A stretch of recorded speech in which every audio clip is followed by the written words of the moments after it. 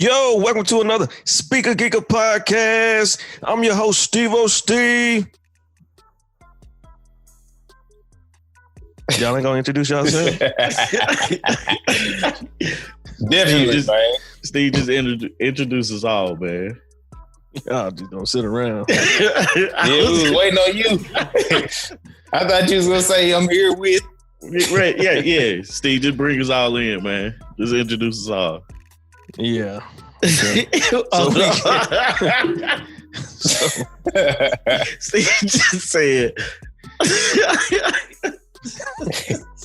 The man said, I'm in this town. I don't know about y'all. Y'all just gonna sit around. Y'all just gonna sit around and watch. No, we got the homies.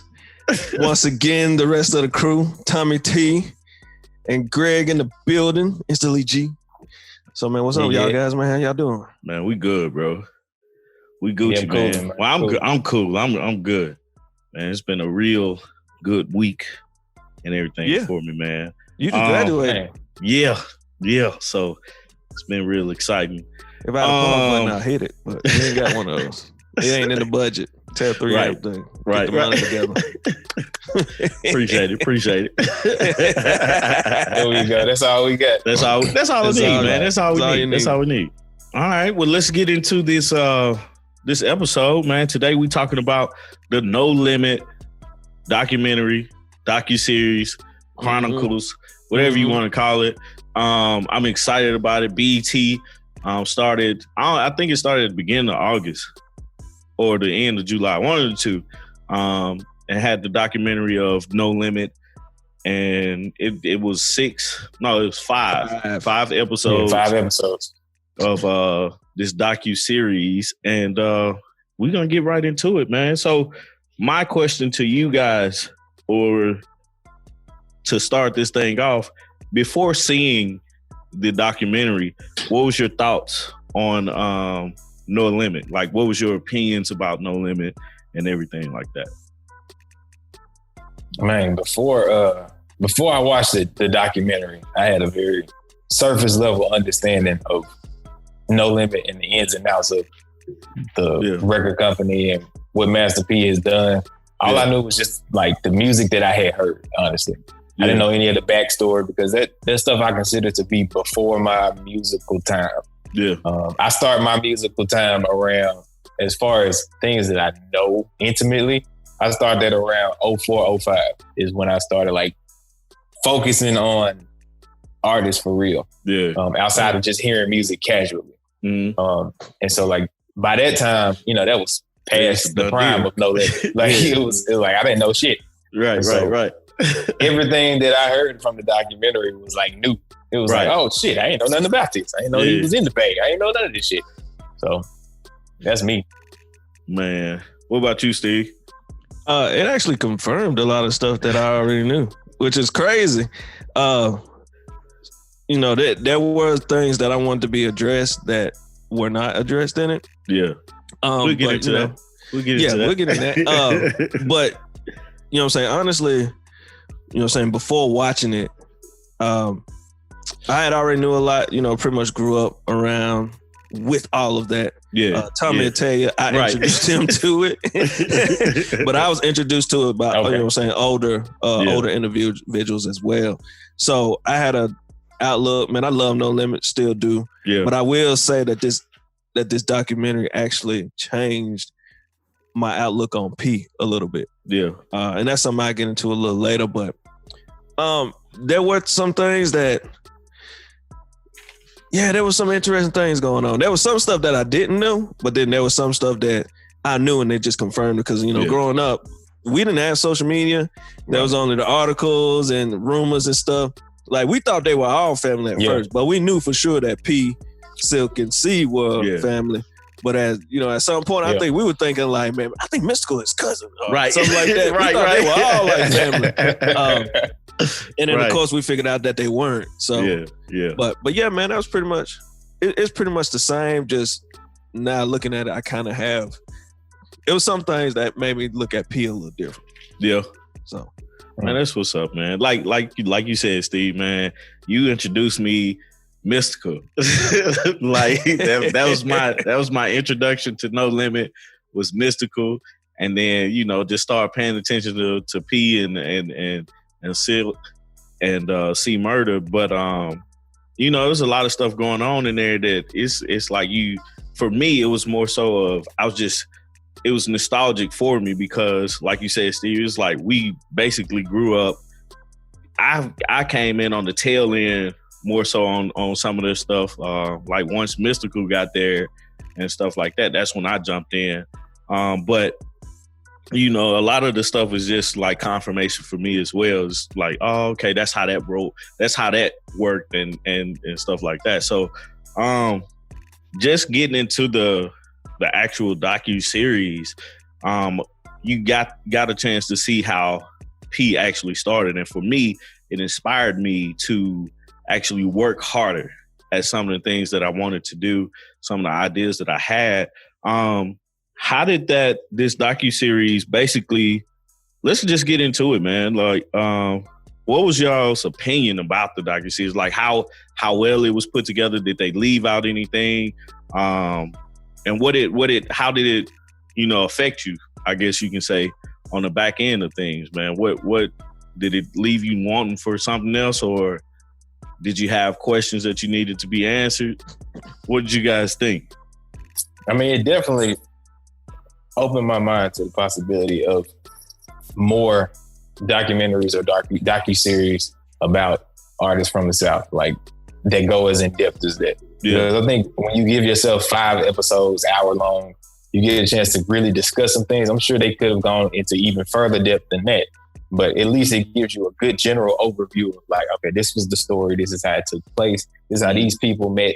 This is how this person got this opportunity. Like it tell you all of that shit over that span of 5 episodes. And so I was like thinking, hey, we could have that for so many other people who have existed and who have been successful in the industry that we don't really know their full stories. Mm-hmm. Like we just know somebody like me with No Limit. I just knew the surface level of everything. It was just like, I know these people as somebody who was successful before my time, but I don't know what the ins and outs of their success were. Mm-hmm. It was very motivating to watch. Man, I know one thing it motivated me to do is definitely get some fucking life insurance.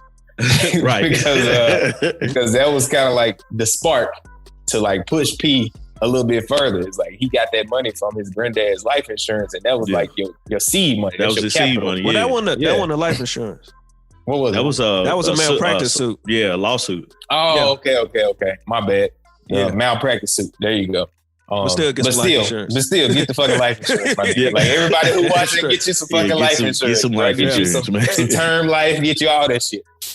So you can bless your family with something when you leave this motherfucker. Mm-hmm. But it made me think about like when you leave, you can definitely bestow upon your family some financial enhancements, goddammit, so they can be a little bit better prepared to live out their dreams a little bit differently. I mean, of course, you know, P still had to hustle. He still had to do other things to kind of supplement what he got from his granddad. But I'm sure he's super thankful for that shit. Yeah. For even though he had to lose his grandfather. Also, it was sad because it was like they lost a lot of people early in his life. They did. Like, they lost a lot of people, man. Yeah. It was hard watching the first couple episodes. I was like, God damn. Right. Granddaddy, like especially how the granddaddy died. It was just like, they just took him to the hospital and this nigga never came home. Right. And it was just like, I got to be the person, me being P, I got to be the person to come home and tell the whole family, y'all, that man gone. Like, I don't know what happened. Yeah, that's it for that man. He gone. Yeah. It's like, that's sad as hell. So, man. I mean, it was great. Go ahead. No, I was going to say, man, it's crazy for that part when I think that was the first episode, first or second, because I watched them like they came out in 2s. Yeah. And so it was like you basically sitting there 2 hours just watching a documentary. But it was crazy how successful we see Master P as Master P today, where he started, because they all stayed in the what is it, Calio Project. Mm-hmm. And you know, he was in a house full of people. Like basically his whole family was in this project. Yeah. And And he basically was like, I was sleeping on the floor. You know, I was the last one to eat. But in his mind, he always had the mindset of, I have to take care of the family. You know what I'm saying? So I think that was kind of cool to see where he came from and then all the way up to where he is now. Because, I mean, like, this man is still successful with all his business endeavors and stuff like that. I just find that to be interesting from where he, you know, like how the story is always like that. It makes an interesting story. And it is still, you can kind of see where his hustle came from that humble beginning. Like, why is he doing all of this and stuff like that? So, that was crazy about his granddad too. Man, that's tough when you got it like that. Also, go ahead. Oh, go ahead. No, I'm just jumping in because you were talking about the granddad, and I thought about his grandma and how she really did instill into that man like some real fucking value. She did. Like, even when he was talking about how he got his car, he thought he was being slick, parking that whole way from the house. Bruh. She bust all that nigga windows out like, I know how you got this shit, and I own the proof. Right. Shit. And it was like, damn. And that stuck with him throughout his business. Like, he was giving the same kind of game to like the people that was working with him. Like, y'all niggas need to stay the fuck out of trouble. We gonna stay on the straight and there, that kind of thing. Because even you talking about when he said like the drug dealers came in and they was like, hey, we want a piece of this shit. And they had to just basically be like, nah, bro, because that's not gonna be a good look for the business. And then them folks end up getting busted. So it was a trip. No, I think that's like 98% of grandmas. Like, I don't care how you got this, but I know how you got it. So you need to, you know, kind of like giving him a whooping, but not really giving him a whooping. But I mean, like, that's respectful though. You know what I'm saying? He knew he was wrong with how he was hustling, but he needed to make a move. And that's the way he had to do it. So, I you know, sometimes you need a whooping like that, man. Yeah. No, one thing that I did pay attention to, or the most for me, was how he figured out what to do. You know, I know he moved to Richmond from New Orleans. I don't know what year it was, but it was like early 90s. And that made a connection for me. When they moved to Richmond, 'cause I was like, why Richmond? But it was because his girlfriend at the time, but his later on wife, had family in Richmond, and they all moved to Richmond with him and Lou Romeo. But him going out there, seeing like a record store, and then going out there and buying a record store, opening a record store, and it was like, I can do this, you know, and become a rapper. And took the same approach that he did to when he sold drugs, took that approach to selling his music and everything like that. So I find that interesting how he found his hustle, you know what I'm saying? And found a way to feed his family, because a lot of us struggle with trying to figure out what we want to do. You know what I'm saying? And it's like, you have a plate full of stuff that you could get into easily. Some stuff could be good, some stuff could be bad, but you have this plate of stuff to get into, and then we struggle to figure out, okay, well, I want to do this, I want to do that. But he found a way to get there, you know, by owning not a grocery store, but a record store, and then turning that record store into a record label, you know, and then going from there. So I find that to be interesting, an interesting part of Master P. His mindset and where he was going with everything. Because they was like, he was trash as a rapper. Yeah. In the beginning. They weren't going for that shit. They was like, nigga, you from the South, what the fuck you doing out here on the West trying to sound like this? They call him a country singer. Right. They weren't rocking with him, period. At all, man. Shit trash. And I mean, we're going to talk about, we got to, you know, that's the importance about the journey. I know folks hear me talk about the journey all the time. For P, it was a life-changing experience when we got to start at basketball, when that was his way out. He was on his way. Him and his brother Kevin were huge. And one injury took him out. His brother was older than him, but trying to find out it's the other way around. Who, Kevin? Yeah. Yeah. Yeah. And it turned out that once P injured himself, that pretty much took out, his dreams of going to the league. But something kind of interesting got in my head when I was thinking about it. I was like, why didn't you just stay in school? But, I don't know how the scholarship was set up for him. Because sometimes I know some athletes in school, and that's what they came on was an athletic scholarship. So if they lost that, then they wouldn't be able to pay for it and probably go back. And I don't know how hard it was to get student loans then. Yeah. But I always thought of like when me and my wife were sitting down watching it. I watched the whole thing in one day, by the way. Did you? I watched all 5 episodes. So I just sat there and thought about it. I was like, bro, why didn't you just stay in school? Instead of just going home. But that's and that's something that I was kind of wanting to answer for. Like, why did you leave? Like, you got hurt and then you just went home, but why did you leave? Like, why couldn't you just stay? And just finish out school. Because the thing was, he ended up making it to the NBA anyway. Yeah. And, I also wonder why, he just didn't have surgery. Because, it was, I think, the ACL tear. Yeah, yeah. Like, we've seen plenty of people come back from that. So it was kind of interesting. That was something that I wanted to know. Because I always knew about the story of P. They were like, because, actual people who I was around actually interacted, and people would go to New Orleans. People heard stuff. People been heard stuff about all them. So, folks knew that he could ball, and it was always interesting. It was like, man, like, why didn't he just, what? That's something that I wanted to know. Yeah. Why didn't you continue school, or why didn't you just get healthy and come back? Why did you just go home? But I have seen that stuff happen to a lot of athletes where they get hurt and then they leave, and then they back in in the street. So, so that was an interesting part. For me, man, I thought it was well put together. I thought they worked hard on it. There was a couple people I wanted to hear from that we didn't get a chance to. But it is a lot of people that have passed away, so that that's just something that you can't, sometimes you can't do. They pretty much had the main core, No Limit there, which was super cool.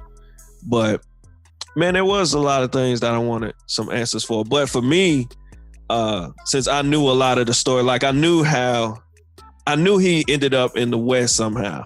Yeah, I just didn't know how. Right. That's what. And then later on, I found out about the record store. But then I was like, he from New Orleans, so it was always pieces of the puzzle that I had. The pieces of the puzzle, I just didn't know how to put them together. And I was like, so when did you get to the the West Coast? And now that put it in perspective of him actually just uprooting and leaving. Yeah. And then there was the record store, which I knew about. I just didn't know how he got. What made him just go? Yeah. Then there was, of course, the story of his brother Kevin, which they still didn't really go into. You always knew that he passed, and they really was like, repping him and all that throughout all their music. But they really didn't say too much about him. We knew about what happened to Cain and Abel. We knew what happened to Mac. We all seen what happened to Mystical and so on and so forth, as far as everyone pretty much, because at that one time it was such a bad stint of like everyone getting locked up. Yeah. So it was pretty interesting. One thing that I didn't see coming that I was surprised that they did was that they put Cash Money in there. Yeah, I didn't know that about Cash. You didn't know that? I didn't know that they were trying to get a distribution deal from Master P, from No Limit. I didn't know that at all. And then I like watching it, I was like, why he didn't do that? I didn't know that part, that they were trying to get a distribution deal.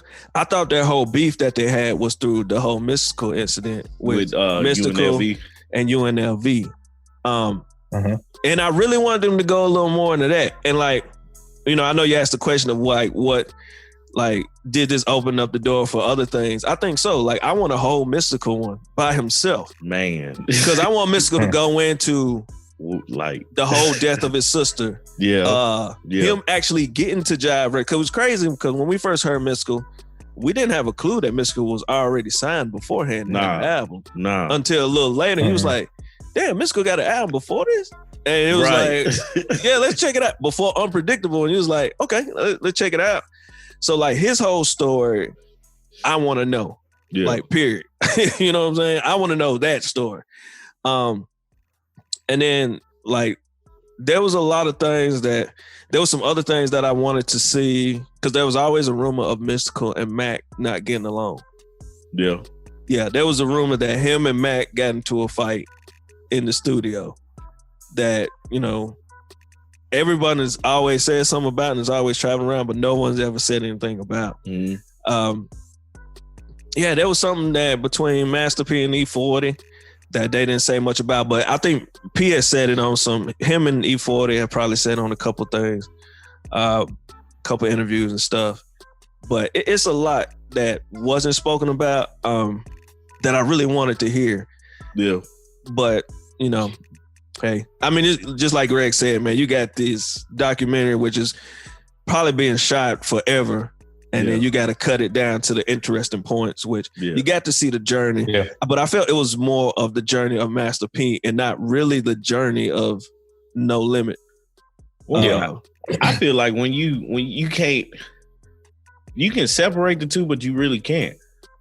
You know, because I feel like No Limit, the story of No Limit is the story of Master P. Yeah. You know what I'm saying? And for that, you know, like everybody has their other pieces, you know. But you can't talk about Master P without talking about No Limit, and you can't talk about No Limit without talking about Master P. You know what I'm saying? Yeah. As well as you can't talk about Silk the Shocker without talking about No Limit, without talking about Master P. Like, I feel like the only one that you really can talk about without talking about Master P is Mystical and Snoop. No, but you still have to mention Master P in those. Yeah, and that's what I mean. Like I can kind of disagree, because I think you can talk about Mia X without. You can talk about it with a No Limit, but she had like so much beforehand she was already like well known before he signed her. I think you can talk about Fiend a little bit before, because like now that you get to Mia X, you figure out that she was like the A&R and she brought all the men. Right. So now there's a whole nother piece that you're like, damn, what was said to get them in? You know what I'm saying? What was the deal structure like? Because there was some things that was alarming too, because like when he got that deal with Priority, and I'll be honest, I had no clue who the hell Priority Records was until No Limit came into the picture. Yeah.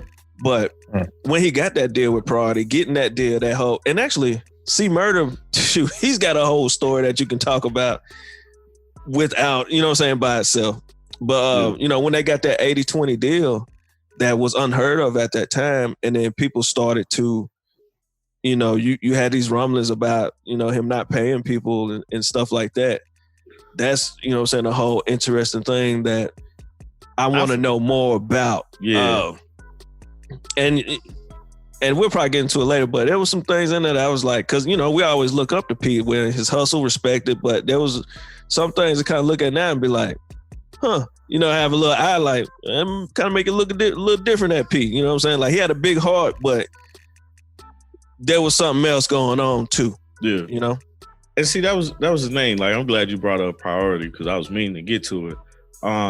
When he got that deal, the first thing I thought about was, so how does everybody else get paid? You know what I'm saying? Out of the 80%. And, you know, that's how they got paid. They got paid out of the 80%. But the reason why I was like, well, you got to talk about Pete when you talk about all these other rappers, was because nobody else did anything. Like C Murder was about to, with True Records, as they said in the documentary that I didn't know about. But like how, like, just to bring Cash Money back into it, how you got Cash Money Records and then you got Young Money Records. You know what I'm saying? So it's like nobody took that extra step or another step to actually start their own branch or something. You know, that's the thing that I was thinking about the most, and stuff like that. So when he got the Priority deal, man, the dopest thing he did with the Priority deal was buying well, I ain't gonna say the dopest thing with the deal, but the dopest thing that I saw was him buying Mystical out of his deal. Like, oh, that's all you need? All right, here, bet. Boom. He with us now. That shit was powerful. Can you imagine being in that meeting, bro? Like, that's one thing. Just to bring it up, one thing about the document I absolutely did not like was the little acting parts. Oh, that was terrible. They were trash, bro. Shit was horrible. They were recycling people.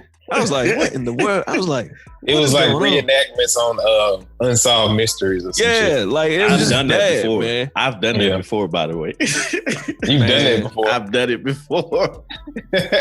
I need to see this shit. Yeah, I want to see that. You don't have to post that one. I gotta show it to y'all. Man, those were the things that irked me so much. But going back to your point, that was dope. Like how he ended up, going and paying for, paying to get Mystical.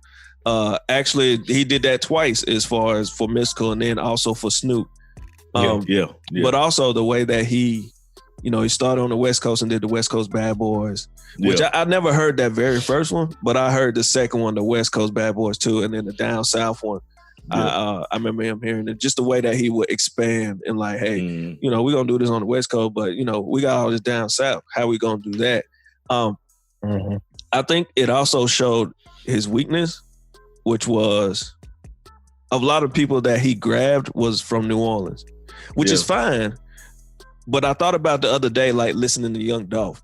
I was like, dang, I wonder if he was so focused on, just New Orleans and the artists that he had that he missed out on a Young Dolph, missed out on a Gotti, missed out on a T.I., missed out on, you know what I'm saying? Because he was so laser focused, and he gave back. He gave back a lot, man. Like, dude has an amazing heart. But I felt like, man, I wanted that just, he missed out on so much that could have probably kept No Limit going to today. Because I mean, I know No Limit is still there and they're still making music, but they're afterthought now. You know what I'm saying? Yeah. But yeah, I just kind of wonder if his laser focus on New Orleans, did he miss out on so many artists? I'm pretty sure he did.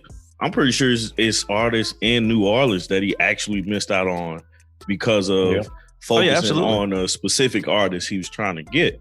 Like you said earlier, like, come to find out, Mia X was the quote unquote A&R for them. So she's just going back to where she knows to get people. You know what I'm saying? So she was going back to New Orleans. Hey, you need to check this person out. You need to check this person out. A lot of people was reaching out to P himself. I think who was it? Was it Servon? Or somebody reached out to him, was like, I ain't trying to get in trouble no more. I'm gonna go with you. He reached out and got his brothers, C Murder and Silk, got them, brought them out to Richmond, and basically started like, hey, we gonna rap. You know what I'm saying? It was like, all right, bet. He turned them all. So that's what we're gonna do. Pretty much, yeah. This is the job right here. So, for him to do that and be able to do that, that was a big up. He was so family oriented, man. It was crazy, Yeah. And I think him being so focused on New Orleans was an extension of being so family oriented. Yeah, definitely. But as far as family oriented, and then also the military background and just how ordered he was. Yeah. Absolutely. Well, could you imagine, man, if like T.I. was on No Limit when if I'm Serious came out on No Limit, bro? Hey, let's think about it. C Murder, that's one thing I didn't know. Yeah. That when C Murder finally dropped his debut album, Life or Death, that he was the highest selling artist of all time. Yeah, I didn't know that.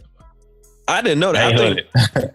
I think now 50 probably took that record. Yeah. As far as the debut album, but you know what I'm saying, I didn't know that album was.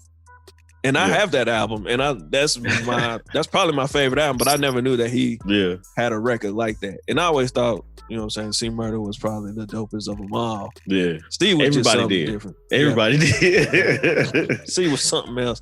As far as the three brothers, now we talking about it, No Limit, it's a lot. Mystical. We can go deeper with that. It's mystical for me.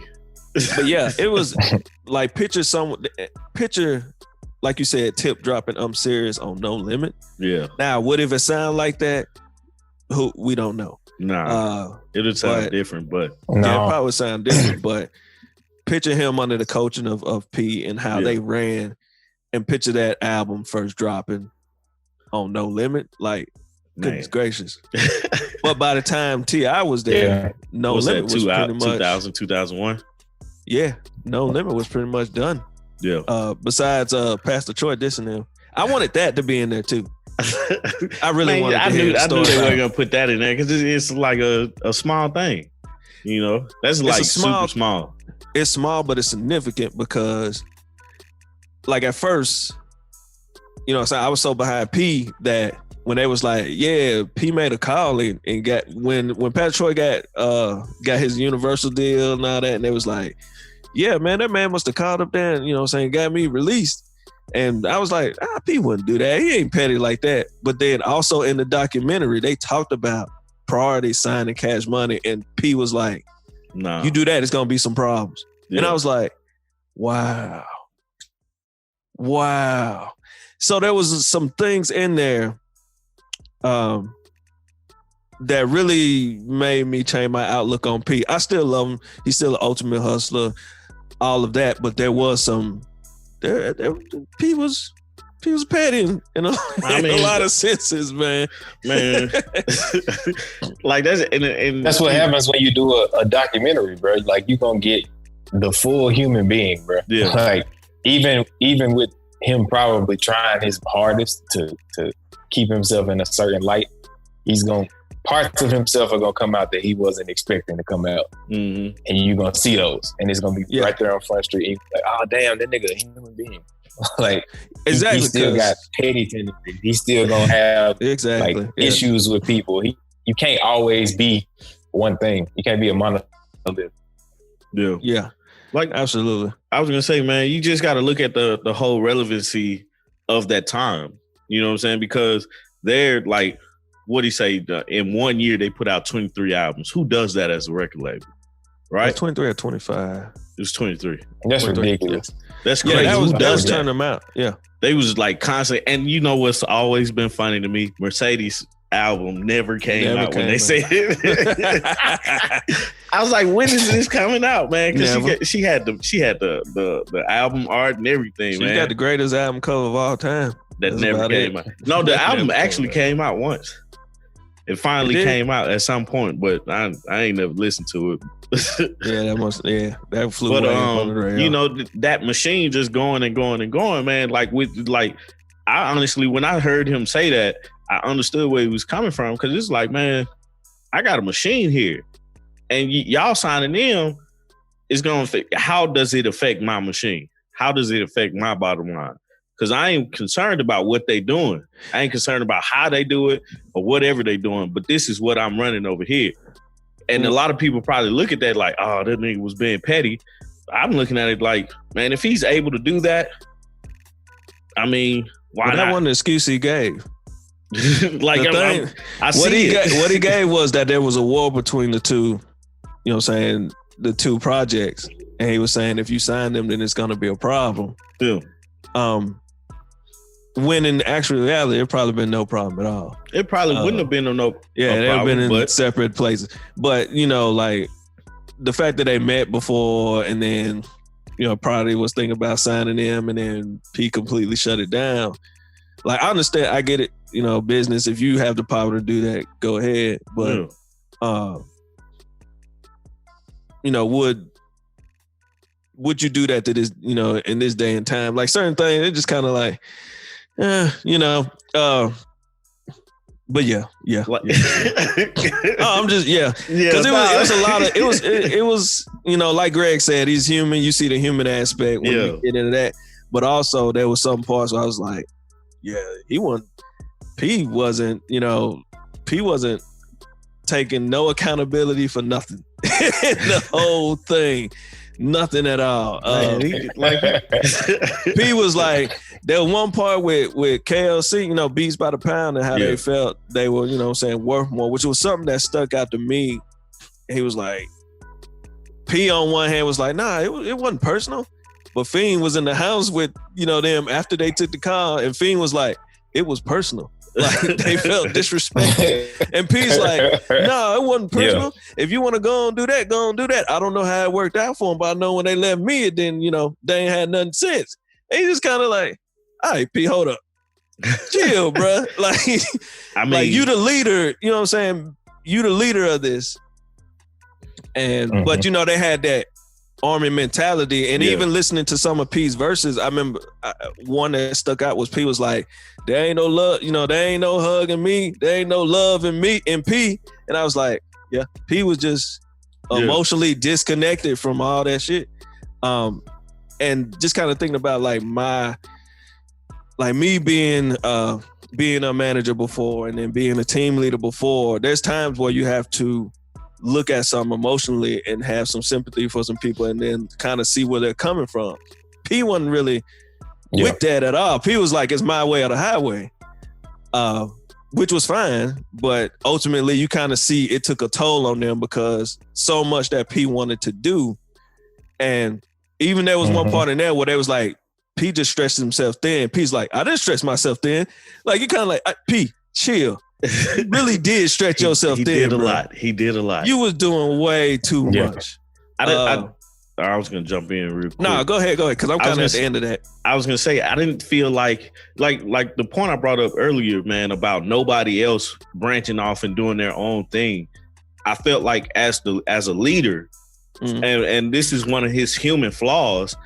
As a leader, he should have been able to teach somebody underneath him to be able to branch off and do their own thing. And because as a leader, I feel like that's the thing you want to do. You want to promote people so you can go do something else. And that's what caused him to stretch himself thin, because he wanted to do everything, wanted to be a part of everything, but not being able to be in two places at one time. That's the trick. How do I be in two places at one time? You know what I'm saying? Let the reins go. Right. And he's just like, this is mine. I got to do this. I got to do that. Boom, boom, boom. And moving everywhere and stuff start failing. No delegation at all. Right. And the thing with Beats by the Pound, it stuck out to me because I felt like when Beats by the Pound left, their quality of that was it. Yeah, like they pretty much was it. Because they had this. Beats by the Pound is so dope. I feel like they can have their own documentary. Yes. But the thing about that one was it was just like, it's about money. At the end of the day, a lot of things, like you said earlier, man, a lot of people was like, they ain't getting paid. Boom, boom, boom. I mean, you gotta, I don't know, man. It's when money is involved, things change. Pay them niggas. Right. Pay them niggas. Fuck all that bullshit, bro. Pay them niggas, bro. Understand that these people are essential cogs in your fucking machine. Absolutely. It doesn't work the same. And it's ironic that his inspiration was the military, because the military understands how to like delegate tasks, and they have different rankings for that reason. It's like, all right, nigga, now I have promoted you to being a sergeant. You are in charge of this sector. I ain't fucking finna be checking in with you every day. Right. So you got to do this shit right. Do your shit. Like, it's a trip. And that was. Oh, go ahead. No, I was gonna say, and that was the thing. It was like, man, because P was always at the top. You know what I'm saying? And it was like one line. It wasn't a P's here, then you got these two, then you got these here. It was just one straight line. You know, it's P and then everybody else. That I mean, like you're just looking to fail at that point. And the fact that he lasted so long or was able to get what he needed to get was genius. And I think it came from they were putting out music constantly. It was always something with No Limit. You know, you always associated music with No Limit. You know, for a span of like 2 or 3 years. Yep. That was the foundation. Then you got movies. He started getting into movies. That sports thing was a genius idea. Oh yeah, absolutely. It just wasn't. It just backfired on them. Right. And the crazy thing was, just like they would say, even Ricky said it in there. It was like, I didn't talk to P not once about my contract. He was paired up with the actual agent. Yeah. the problem was when I was listening to it, the problem was they heard what he wanted and they structured the deal by the way he wanted, what he wanted it. Yeah. Instead of saying that won't work. You know what I'm saying? If you got hurt, that deal wouldn't work. Mm-hmm. And I get like a lot of us want to be for the people, but sometimes you got to tell the people, okay, that won't work. Right. You get hurt, then you're not going to get none of this. And like P kept saying, he was like, man, that man got all this money up front. Like that's what he wanted. He got all this up front. Mm-hmm. And instead of the agent saying, okay, I like your idea, but what happens if you get hurt and you can't come back or whatever?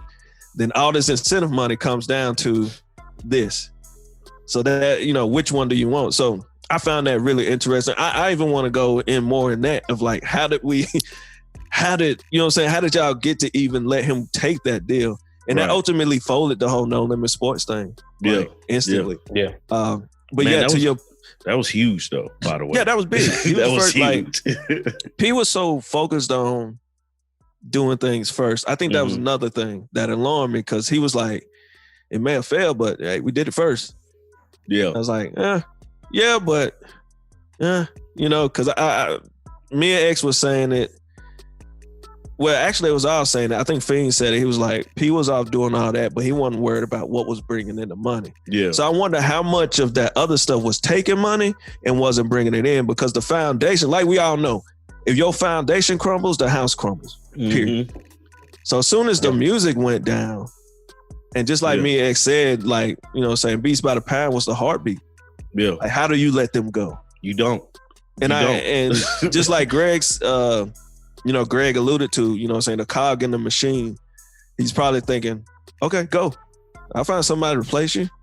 But at the end of the day, some things you can't replace, because even he said that, I heard someone was going to work with them outside of it and still working with them outside of No Limit or whatever. But it didn't work because they didn't have, it was weird, because, like Fiend said, it got weird. Because now it was like, how do we make this? It's like when you go to the family reunion, but at the last family, but through the whole year, you heard about such and such done got into it. And then you at the table with them and are in the same room, and like everybody's like, it's awkward. It's awkward as hell. Don't nobody want to talk about it. Yeah, don't nobody want to talk about it. This is weird. Like that same energy and flow don't be there. You know what I'm saying? And with music, it is all about energy, invoking emotion. And like once that happens, man, you just can't get that back. Like they throw a real kink in the machine. In the process of how they made music, because they like, it's always weird to me when people be like, yeah, we be in the studio 24/7, and literally being there from 8 p.m. to 12 noon, just going back and forth, room to room, just writing. And like, it's weird to me because that's not my normalcy. You know what I'm saying? Yeah. But when it's broken and it's not normal anymore, you're trying to get back to that automation and normalcy, and you can't, because a key piece, the producer, is not there, so you're gonna struggle there. And then on top of everything, the guy that at the top is not there, the flow is broken too, right? So it's like your machine you need to stop what you're doing and fix that, and then move forward. And that wasn't happening at No Limit, and ultimately I feel like that was a downfall. Oh yeah, like episode 3. Like, I love the way it was shaped, because it was like 1, 2 was the ascension, and episode 3 was the climax. It was the top. And then after episode 3, 4, and 5, which is pretty much the downfall of it. Because they never got back to that. And even with Lil Romeo, it was some things about the Lil Romeo thing. For one, I didn't think he needed to be talking throughout the whole thing. But hey, that's he's the executive producer on this thing. Whatever. Right. But the Lil Romeo thing was interesting because, they were talking about how big he was. But there was another little guy running around here that... And he was in direct competition with him. Was way bigger. Direct competition with him, man. Yeah, and was way bigger. So I was like, huh. But he can't, like, the way they staggered that, like, with Lil Romeo, I think that was the smartest move for him to do. Oh yeah, because it rejuvenated. I ain't gonna say it made it better because 504 Boys came out with something, and I was like, Master P came out with a few albums. Didn't really listen to him after that. But Lil Romeo caught the age range, like the children. And that was where he was able to continue to make money for the label, for Absolutely. No Limit. That was genius, man. Yeah, that was smart. Like that was pure genius. Like, because he was getting older. He was starting to understand that, like, I'm moving out of this range here. You know what I'm saying? And seeing it, because his brother at that point, which I'm glad I saw it, because my timing was off with C Murder. The whole thing with C Murder going to jail and stuff, my timing was completely off. I thought that happened in the 90s, but it actually happened in 2000. Yeah. But, with his brother being locked up, Silk wasn't putting out no music. They was trying to do something with the 504 Boys, but it wasn't what people wanted to hear from Master P, what I felt like. So they had some good songs, but most of it wasn't, No Limit-esque. Yeah. And their time had moved. Snoop had just released his last album and he was off the label. That was another thing too. With Snoop, the whole aspect of how they got Snoop and how Snoop was released was probably the best thing for Snoop, I think, because we got a chance to see him transition from Snoop with Death Row to Uncle Snoop. Because like Snoop, but it worked for Snoop because he was still able to stay relevant and get on with other people. He also pivoted well. Also, the chip in there about the Snoop, I think it worked for Snoop because Snoop was he wasn't trying to hold on to something. You could tell that P was trying to hold on as if he was P from Get OD. Yeah. P, you know what I'm saying? To P from, the later albums. Yeah. Like, you kind of looked at him and it was like, as you looked at it, you was kind of like, yeah, y'all a little old to be talking this. You know what I'm saying? Right. Like, when you hold on too long, then it just ends up being a disaster. And I think the reason why it worked so well, like you said, for Snoop was because Snoop was ready to embrace Uncle Snoop. Yeah. Well, it looked like P wasn't ready to embrace, older P. Yeah. So yeah.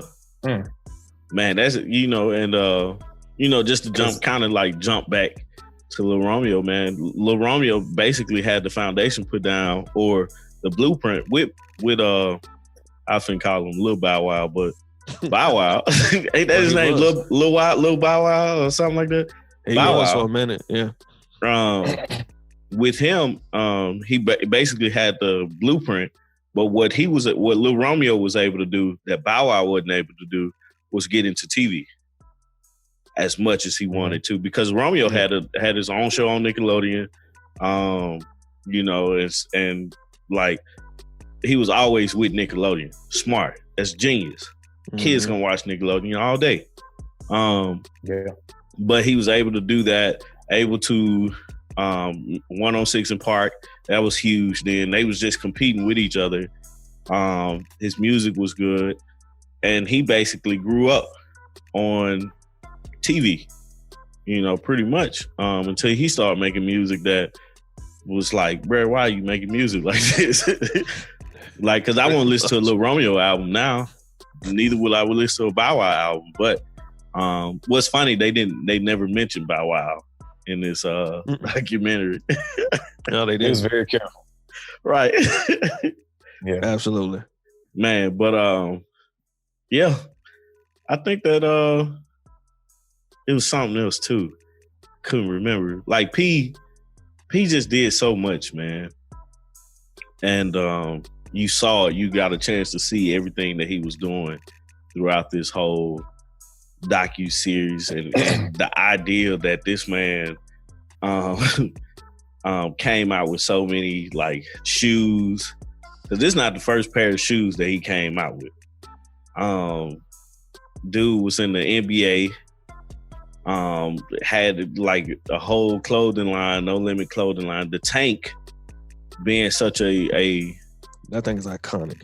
Right. It's being such an iconic thing. It's like how he was able to turn all these things into like the dream that you want to live. Like the whole thing about buying, like you get signed to No Limit and then they buy you a house and buy you a car that's yours in your name and stuff like that.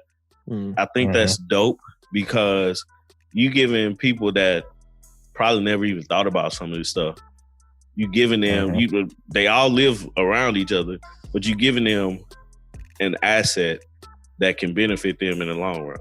You know what I'm saying? At the end of the day, buying a house is a American dream, is an asset that is useful, it's gonna appreciate. So I don't like the documentary. To me was great. I can't say nothing. I can't say much more about it, man. I liked that it was so comprehensive. I like that even throughout this conversation, we've been able to note the highlights and the lowlights. Talk about it from a global perspective. You can say, okay, there was parts in there that showed us that P was doing his thing. He was on top of the world. There was parts in there where you look at him and you say, oh, damn, like, why you do that? Like, why you didn't go back to school? Or why didn't you do some other things? I like that it showed everything about the whole situation. It wasn't just one-dimensional where you just praising this dude over and over and over again. So people, because then my criticism would have been like, I don't know if that shit real. Right. Because like, where's the lows? I saw all the highs. I ain't see none of the lows. You right. Shit. It felt pretty honest, and even with P saying some of the things like, I mean, I don't know what they did after they left me. Like it showed him looking like a person for real. It's like, yeah, niggas do that shit. Yeah, like niggas be like that. Yeah, when they was with me, they was straight. Then they left me, and everything got all right. Just kind of propping himself up like that. It was a trip, man. Yeah. I did want to run back to that Snoop thing you was talking about a second ago about how he made that transition. Because I don't remember what time period it was when he finally got with No Limit. I know his first albums came out in like the early 90s. And so I'm assuming that was like the end of the 90s that he got with No Limit. I want to say it was like 97. I don't know why 97 is stuck in my head, but it was definitely after Pac died. Yeah. Let me look real quick to see when that first album came out. Shoot, that's a good one because I actually forgot exactly when. 98. 98. Yeah. Close. Yeah, that sounded about right. But seeing him make that transition is a trip because it gave him two distinct portions of his career that he didn't plan for it to go that way. But the fact that it did go that way, I think that kind of set other people up in the future. And I'm going to get to that in a second. But like seeing him as like Snoop, the West Coast icon from the early 90s, who was working with Dr. Dre, who went to Death Row, who had all that shit going, and then being able to transition to a group that is based in fucking New Orleans on the other side of the country, that opens him up to a whole new market that he may have touched before, but now he is like in that shit. Because these niggas is touring for real. They on top of the world just like you was on top of the world with Death Row. And so you done pivoted into two powerhouses within the same decade. And then it allows you to understand how even when you leave here, you can do that again. You can go somewhere else and get that person's embrace and those people's fans to embrace you. Kind of like how we talk about collaborations between artists and how like if I'm hot in Houston, Texas, and then I come do a song with somebody in Atlanta, and now both of us have traded fans, we made ourselves bigger. Except his was through labels. It wasn't necessarily through a collaboration. It was like through labels. And then you see that in the future with other people who have moved from labels to labels in a similar fashion, or who have pivoted and made their own label after being on a major label. Because a lot of people have done that as well. So it's a lot of game in the documentary. It's a whole lot of game. With people learning from other people, even with Master P learning from Jay Prince in Houston. Right. And understanding how he was doing stuff with rap a lot. Mm-hmm. And going and taking that information and then just applying it to his situation in a similar fashion. Like, it was a trip. Oh man, it was completely dope to me. Like that whole Snoop, like just seeing the Snoop transition, it gives you so many pieces of the puzzle, man. Just because, like, you look at Snoop's career now, Snoop is still releasing music. Yeah, you know, like and it's not right, and it's not trash. You know what I'm saying? Yeah. And so it's like, man, that's what 1990, 1991. Like Snoop came out on the Chronic. Like that was like, for all intents and purposes, Snoop is the Chronic. You know, like it's Dr. Dre's album, but it's also Snoop's album. Yeah. And that was what, 1990, 91, maybe. Man, it's 2001, 2011. That's almost 30 years, bro. Almost 30 years this man has been in the game and still is getting better. You know, he's been able to transition. And I feel like, personally, I feel like No Limit had a lot to do with that, because that was his first time having to pivot in his career, because that's a different sound from West Coast to down South. His album sounded completely different from his first album with Death Row. Mm-hmm. So I mean, also he was out of a toxic situation. Yeah, that was the important part. Yeah, that allowed him to shine and grow more. Because if he would have stayed with Death Row, he was never would have released anything else. I don't think we would have seen Snoop. Nah, he'd be done by now. I think it would have been done then, because at that point, like if you look back, he only put out I want to say 2 albums with Death Row. Yeah. And then how tragic would that be if we didn't get anything else from like the No Limit point of Snoop on up to now? How tragic would that shit be? Terrible, man. It would have been terrible. Yeah, would have been terrible. Awful. Wiz wouldn't be who Wiz is. Man, it's so much that, you know, they was able to touch. Like, yeah. And that kind of go back to the point I made a little earlier. Like, what if P, instead of just, I mean, you keep your core, which would have been, you know, Fiend, Mia X, Silk, C Murder. Yeah, that's pretty much your core right there. Yeah. No Limit. But then what if he would have came across a young Dolph? Yeah. You know what I'm saying? Like you said, or if he would have came across Tip. Because P is still hustling. He's still doing his thing now. It looks weird, but he's still doing his thing now. Rap Tips. But what if he came across Boosie first? You know what I'm saying? Or what if he would have came across I'm gonna go a little deeper, you know what I'm saying? Because he was pretty, you know what I'm saying, he was heavy in Houston, you know, well, in Texas, period. What if he would have came across you remember Mr. Lucci and Mr. Pookie? Yeah. And that whole thing. What if we would have came across them earlier? Like we ain't heard nothing from them. Yeah. Since that first album they had. But what if he would have caught some of these folks? But I mean, you know, everything is time and place, and you know, that journey ain't a part of someone else's journey. But, you know, P had that touch. You know what I'm saying? P had that touch. Somehow he made people stars. Because like we just said, Silk and C Murder wasn't rapping at all. At all, period. And what do you think about it? Yeah, and P got them out there. And before you know it, man, they like the biggest thing since sliced cheese. You know what I'm saying? Like, man, because like, C was in the military. It was that foundation he laid.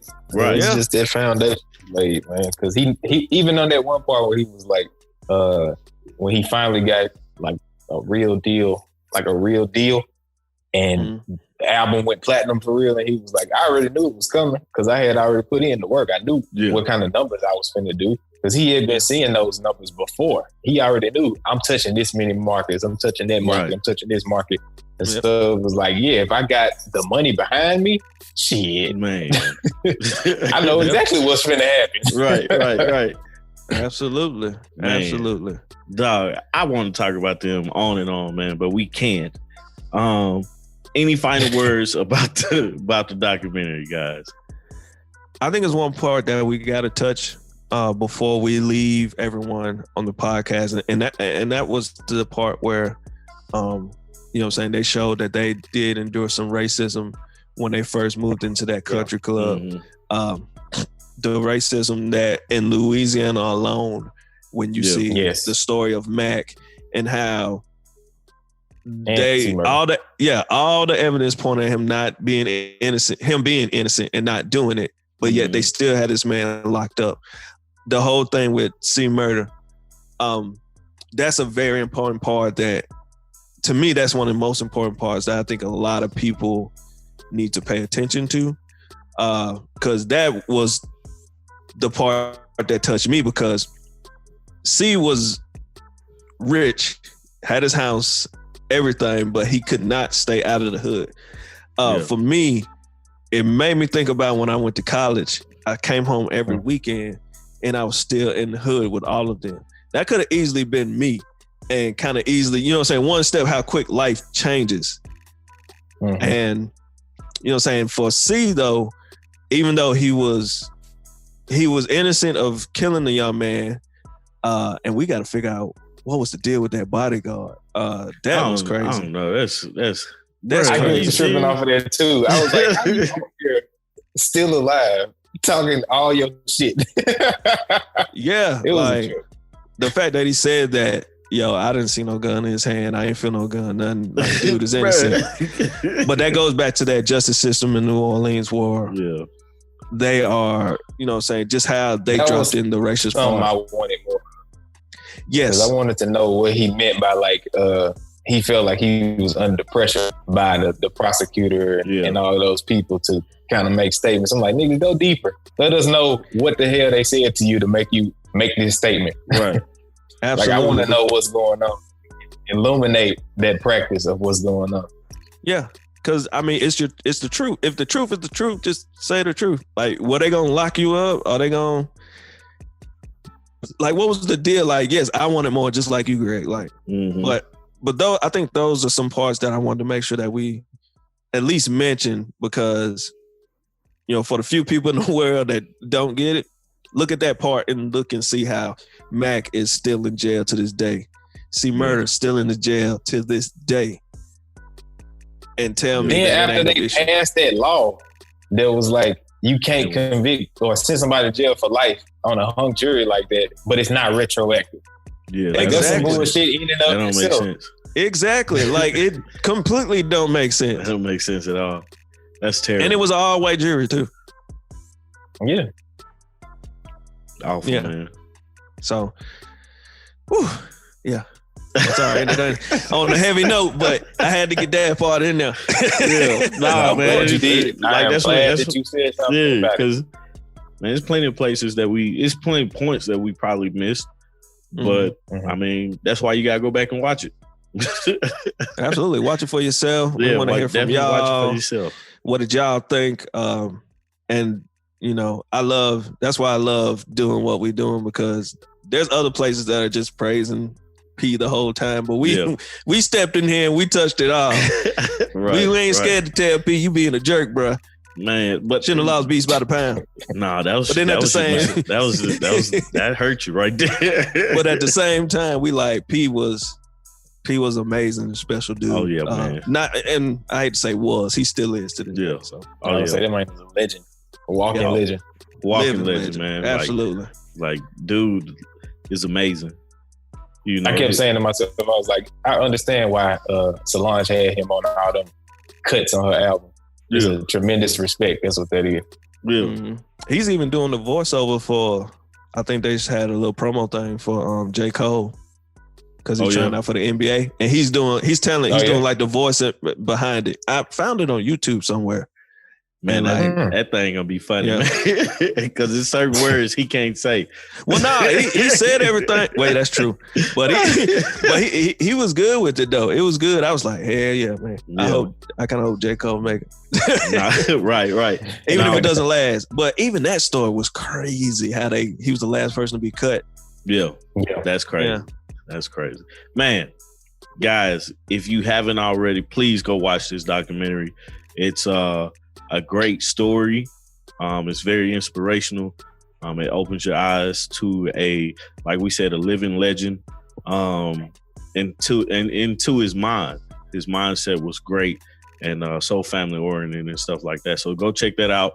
It's on BET right now. It's that's a good docu series. That's all I got. Hey man, if you haven't already, go subscribe to the channel. Follow the channel on Instagram and Facebook. All of it is at Speaker Geekers Podcast. You can find me on Instagram at I am Tommy T the Third. You got Steve at the Great Steve O Steve, and you got Greg at instantly_G. Go follow us. There you find go. out what we talking about, and everything like that. Like I said, subscribe to the channel. Follow us. What else am I missing? Am I missing anything else? Look for great things. 3 Media produced this episode. We got some new content coming. We got what? We got some new content coming. Oh, new stuff coming soon. I always I like to say coming soon. Yeah, so we got some new stuff coming soon. So be on the lookout for that. Y'all got anything? Any last remarks, Greg? You good, Greg? No, I'm good, man. I'm just gonna say y'all look out for that the other Chronicles documentary with the Rough Riders. I started checking that out. Yeah, that's it. What about you, Steve? You good? Hey man, I'm gonna find this Mercedes album, bruh. I don't think it came out. I'm gonna find it. I need that CD cover. I still got a CD book. I need that CD cover. Hey, did you see her on the documentary? She was on the documentary too. Yeah, I saw. I was like talking all at the beginning. I said, "I think her CD, like it was on every album cover, but it never came out. Never came out. Never came out. Oh man, I kind of wonder why she was there. Right. I kind of wonder why she was even there. Man, that's too funny, man. Well, if everybody good, man, I'm out, man. Peace. Peace.